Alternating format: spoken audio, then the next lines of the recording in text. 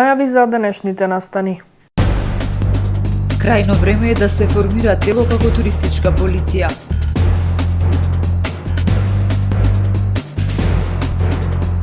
Се поголем е бројот на деца кои влегуваат во ран пубертет.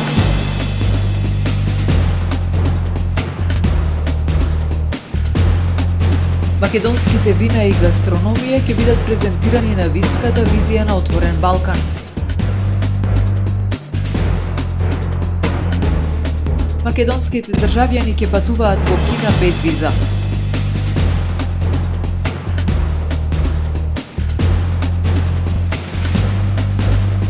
Русија ја тестираше новата балистичка ракета Орешник по последниот напад на Украина.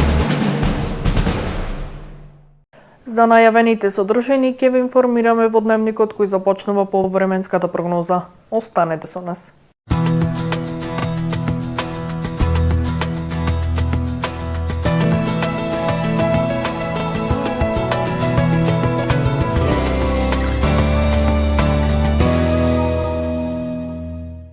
Во Охрид денеска имавме умерено облачно, нестабилно и ветровито време со брзина на ветери до 40 км на час. Беше измерена максимална дневна температура од 13 степени Целзиусови.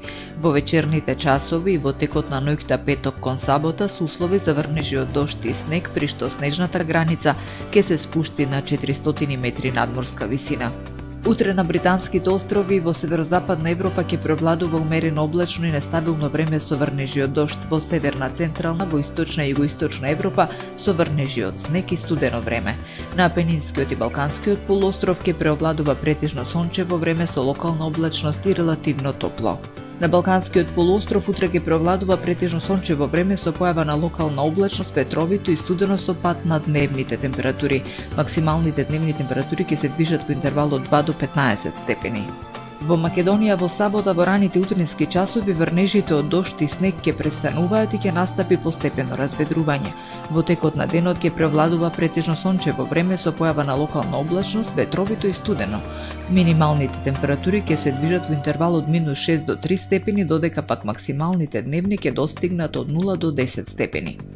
Во Охрид утре во раните утрински часови врнежите од снег ќе престануваат и во текот на денот ќе превладува претежно сончево време со појава на локална облачност, ветровито и студено.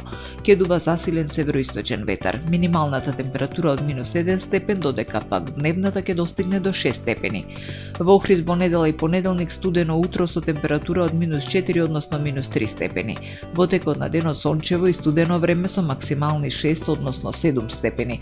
Во вторник ќе продолжи сончевото време, минималната температура од -1 степен, додека пак дневната ќе достигне до 8 степени.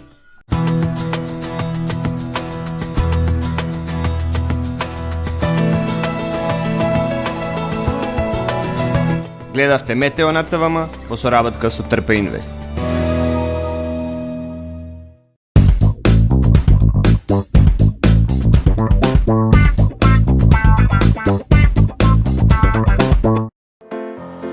Професионален сервис за хемиско чистење на облека Хембој, повеќе од 50 години со вас.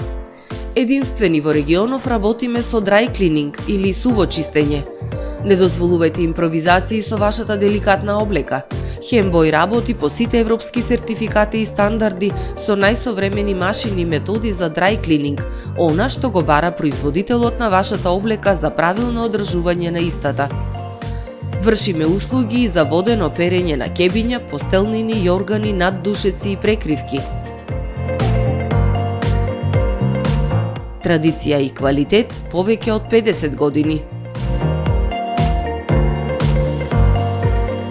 Хемиско чистење Хембој. Добре дојдовте во светот на Кармен Бау Центар. Во беспрекорно уреден продажен простор, купувањето во еден Бау Центар никогаш не било попријатно. Со гордост ви го представуваме нашиот шоурум Мараци, со најголем избор на плочки од мараци и санитарија од светски познатите брендови Грое, Колпасан, Идеал Стандард, Рока, Унитас. На располагање ви е нашиот архитект, кој ќе ви помогне во осмислување на вашиот проект.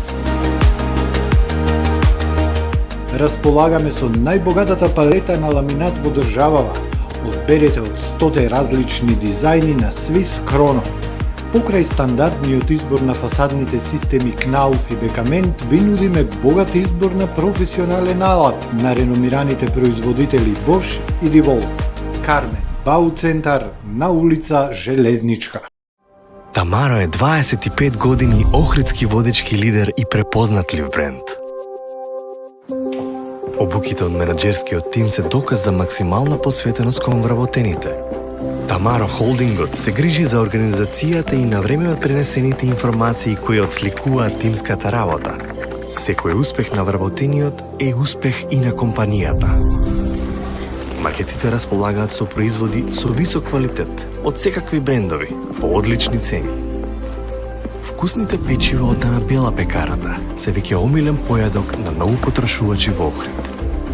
Анабела кујната услужува голем број на потрошувачи и компании.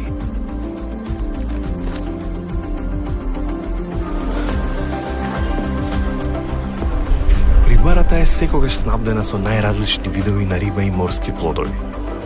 А месарниците располагаат со свежо месо и месни производи во секое време. Уживајте во својот охридски домаќин. Тамаро, повеќе од маркет.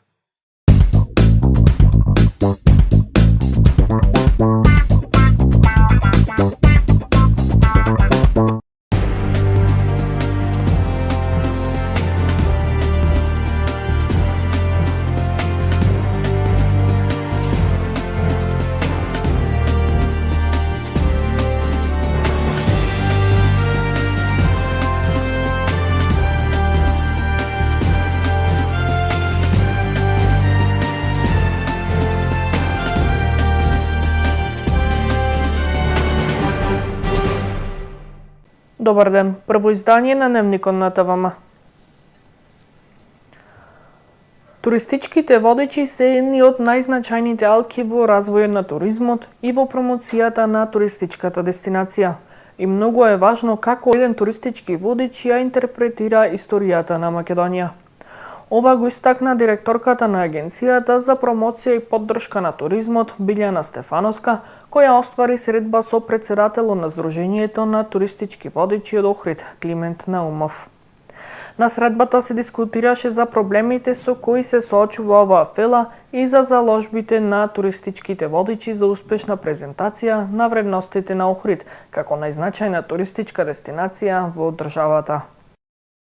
Туристичките водичи од Охрид се соочуваат со низа проблеми, од нерешен статус во делот на плаќање на пензиско и инвалидско осигурување, социјална и здравствена заштита, па се до нелојалната конкуренција од нивните странски колеги. Водичи од странство на свој начин ја прикажуваат нашата историја, иако според закон за тоа треба да се ангажира резидентен лиценциран водич. Законот за туристичка дејност треба да претрпи корените измени за да можеме еднаш и за секогаш да почнеме да ги средуваме состојбите во туризмот, вели претседателот на Сдруженијето на туристички водичи од Охрид Климент Наумов. За жал се уште, иако се разговара веќе долго време за формирање на туристичка полиција, за зајакнување на санкциите кон ваквите прекршители, многу површно се настапува и на крајот не се казнуваат оние нарушители на законот за туристичка дејност. Секако дека инспекцијските служби не може да ги ловат таквите чинители, но веќе 30 години се разговара за ова и можеби е дојден и часот да се формира и посебно тело кое што ќе во облик на туристичка полиција или комунална полиција која што ќе ги регулира овие нерегуларности. Туристичките водичи се една од најзначајните алки во развојот на туризмот и во промоцијата на туристичката дестинација. Мисијата на туристичкиот водич е да ги информира туристите за наследството, културните и природните добра и другите туристички ресурси со кои располага нашата земја и при тоа клучно е како еден водич истите ги интерпретира, каква слика пренесува, вели директорката на Агенцијата за промоција и поддршка на туризмот Билјана Стефановска. Многу е важно, на пример, како еден туристички водич Водич ја интерпретира историјата на Македонија и како ја пренесува на туристите. Тука како сегмент би го додала начинот на известување, дали тоа се прави на мајчиниот јазик на туристот, дали тоа е ако туристите доаѓаат од Германија на германски јазик, ако доаѓаат од Полска на полски јазик. Апсолутно тие треба да имаат апдейтирања и обуки на своето знаење и сметам дека треба да се издаваат посебни лиценци на туристички водичи кои ќе водат во градот Охрид. Доколку сакаме успешна презентација на вредностите и нивна промоција, професијата туристички водич треба да се издигне на едно повисоко ниво, потенцираат од Сдруженијето на туристички водичи. Оваа дејност не треба да се гледа како секундарна, како сезонски извор на дополнителни средства, вели Наумов. Ова треба да го работи човек кој што има љубов. И доколку немате приоритет, не ви е достојна презентација на туристичка презентација на државата, достојно интерпретирање на наследството, може би сте ја сгрешиле оваа професија. Значи тоа на крајот на краиштата како крајните оценки ги даваат туристите и туроператорите кои што може би наредната сезона и ќе се решат и да не пуштат или ќе го намалат бројот и интензитетот на посети. Иновативниот пристап е секогаш препознат и секогаш повисоко се цени од клиентите, од самите туроператори, од туристичките агенции и тоа е разликата помеѓу квалитетен туристички водич кој што се надоградува, кој што тековно чита, се има поширока наобразба. Во Македонија регистрирани се повеќе од 1300 туристички водичи. Само во регистарот на општина Охрид евидентирани се околу 200 туристички водичи. Од денеска до недела во Белград ќе се одржи третиот меѓународен саем за вино, храна, ракија и туризам, винска визија на отворен Балкан со 650 изложувачи од 38 земји. Денеска започнува винската визија на отворен Балкан, која на Белградскиот саем ќе собере повеќе од 650 изложувачи од бројни винари, дестилерии и гастрономски компании од 38 земји, јави дописникот на МИА од Белград. На овој начин Белград ќе биде во фокусот на европската и светската јавност како главен град на виното и гастрономијата. Еден од најатрактивните сегменти на саемот ќе биде доделувањето на винскиот трофеј на отворен Балкан, што ќе се одржи на 23 ноември. Тогаш ќе бидат прогласени најдобрите вина на фестивалот, а жирито составено од 26 меѓународни вински експерти, меѓу кои 6 носители на титулата Мастер на виното, ќе оценат речиси 1000 примероци вино. Ке се оценуваат вината од Србија, Македонија, Албанија и други балкански земји, а најдобрите примероци ќе бидат наградени со златни, сребрени и бронзени медали. Исто така за вината на членовите на иницијативата Отворен Балкан ќе бидат доделени национални трофеи. Покрај тоа, посетителите ќе можат да уживаат и во гастротеатарот, презентација на најдобрите ресторани и хотели од Србија, Македонија и Албанија. Централното место на Белградскиот саем ќе го заземе заедничкиот штанд на трите национални туристички организации на земјите од Отворен Балкан, каде заеднички ќе ја презентираат туристичката понуда и културното наследство на сите три земји.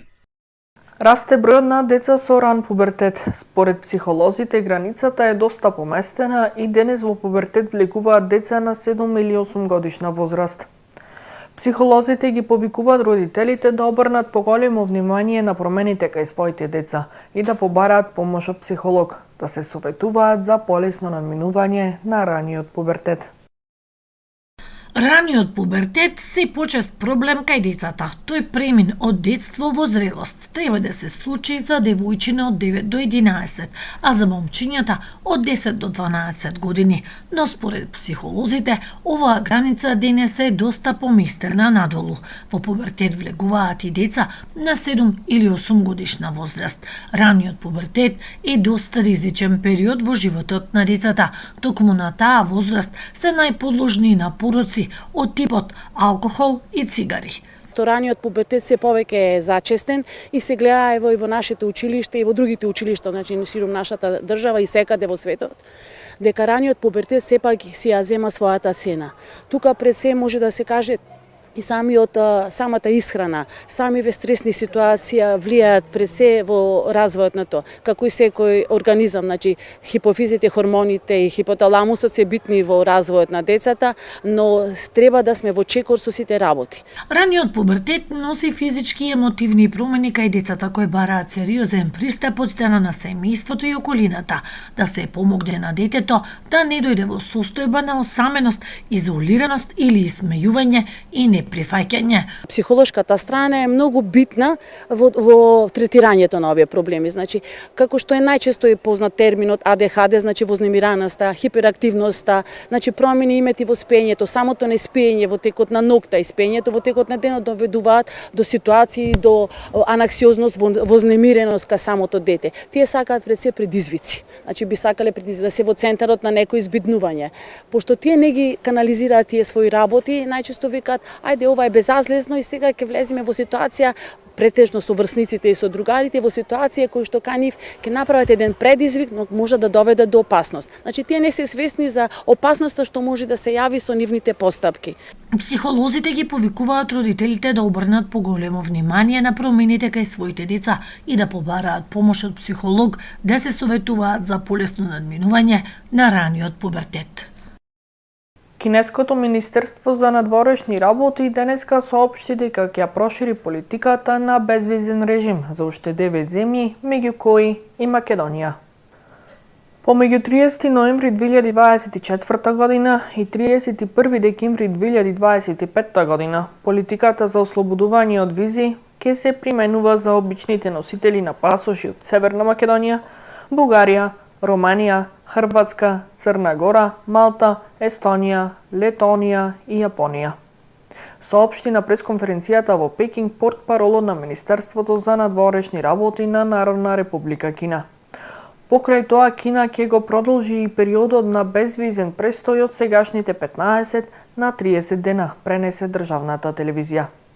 Почнувајќи од 30 ноември 2024 година, имателите на обични пасоши од 38 земји, вклучувајќи ги и дополнително додадените 9 земји, ќе можат без виза да влезат во Кина за бизнис, туризам, посета на роднини и пријатели и транзит не подолго од 30 дена. Во продолжение да ги погледнеме и вестите од светот. Председателот на Соединетите Американски држави Џо Бајден изјави дека издавањето на налог за апсење на израелскиот премиер Бењамин Нетањаху од меѓународниот кривичен суд е срамота, пренесе Белата куќа, на што и да имплицира меѓународниот кривичен суд не постои еквивалентност помеѓу Израел и Хамас и ние секогаш ќе стоиме со Израел против заканите по неговата безбедност, рече Бајден. Меѓународниот кривичен суд вчера издаде налог за апсење на израелскиот премиер Бењамин Нетањаху, поранешниот министер за одбрана Јоав Галант и лидерот на Хамас, за кој има тврдења дека е убиен Мохамед Деив под обвинение за воени злосторства и злосторства против човештвото во Газа. Ова е прв пат Нетањаху или било кој друг израелски функционер да биде обвинет од меѓународен суд за војната во Газа која е во тек. Судот тврди дека има разумни докази за верување дека Нетањаху и Галант имаат одговорност за предизвикување масовен глад во Газа како метод за војување, мислејќи на израелското систематско ограничување на снабдувањето со храна и хуманитарна помош во појасот. Обвинетите сега се меѓународно барани осомничени и државите членки на меѓународниот кривичен суд имаат законска обврска да ги уапсат и покрај налогот за апсење унгарскиот премиер Виктор Орбан го покани Нетањаху да ја посети Унгарија. Орбан, говорејќи за време на неговото редовно неделно интервју за унгарското државно радио, денеска изјави дека одлуката на судот со која се обвинува Нетањаху за злосторства против човештвото и воени злосторства извршени за време на војната во Газа е безобразно дрска и цинична. Рускиот председател Владимир Путин објави дека Русија тестирала нова ракета со среден дострел во последниот напад врз Украина и предупреди дека Москва може да ја искористи против земјите кои му дозволиле на Киев да ги користи нивните ракети за да ја напаѓа Русија. Во телевизиско обраќање до нацијата Путин рече дека тоа е одговор на украинските напади на руска територија во кои беа користени американски и британски ракети. Путин рече и дека Русија однапред ќе издава предупредувања пред нападите врз други земји за да им овозможи на цивилите да се евакуираат на безбедно и додаде дека американските системи за противвоздушна одбрана нема да можат да ги пресретнуваат руските ракети. Во нападот со употреба на проектилот бил погоден индустријско воен комплекс во Днипро. Според украинските разузнавачи, на проектилот му требале 15 минути за да стигне до Днипро, откако бил лансиран од рускиот регион Астрахин и бил вооружен со 6 боеви глави. Орешник е хиперсонична балистичка ракета која развива брзина 10 пати поголема од брзината на звукот и затоа не може да биде пресретната. Според руски извори, дострелот е 5500 километри, што и овозможува на Русија да го нападне поголемиот дел од Европа и западниот брег на САД. Според руски војни експерти, Орешник може да носи 6 до 8 конвенционални или нуклеарни боеви глави. Пентагон пак соопшти дека ракетата што ја истрелала Русија е експериментална и базирана на интерконтиненталната балистичка ракета Рубеж. Володимир Зеленски кажа дека лансирањето на проектилот представува нова ескалација на војната. Портпаролот на генералниот секретар на Обединетите нации изјави дека развојот на конфликтот со употреба на новата балистичка ракета од страна на Русија е загрижувачки. Амбасадата на Соединетите Американски држави во Лондон денеска беше затворена поради безбедносна закана. Како што јавуваат светските медиуми, пред зградата на амбасадата биле забележани вооружени полицајци и припадници на противпожарна служба, а се слушнала и експлозија. Портпаролот на Американската амбасада изјави дека локалните власти истражуваат сомнителен пакет надвор од амбасадата. Очевици тврдат дека слушнале силен тресок што полицијата го потврдила.